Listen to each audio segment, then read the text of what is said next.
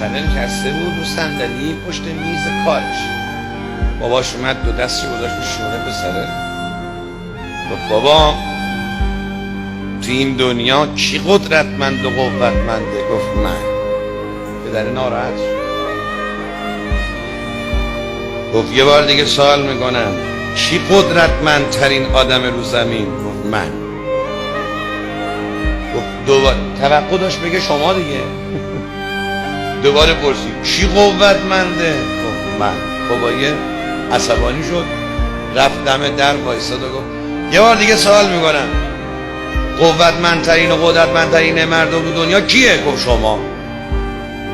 گفت چرا 3 مرتبه گفتی من؟ گفت برای که بابا دستا تو شونه من بود. کسی که پدر پشت سرش باشه قدرتمندترین آدم میکنه. قدر بابا و مادرتون رو بدید.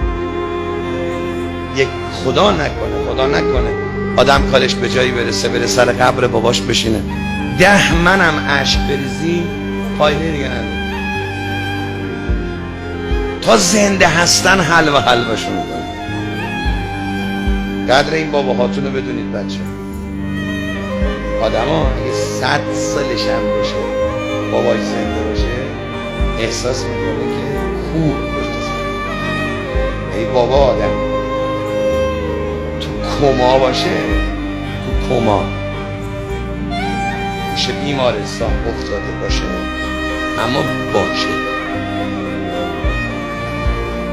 من میتونم بابا آدم ها تو کما باشه اما باشه، یه نفسی بزنه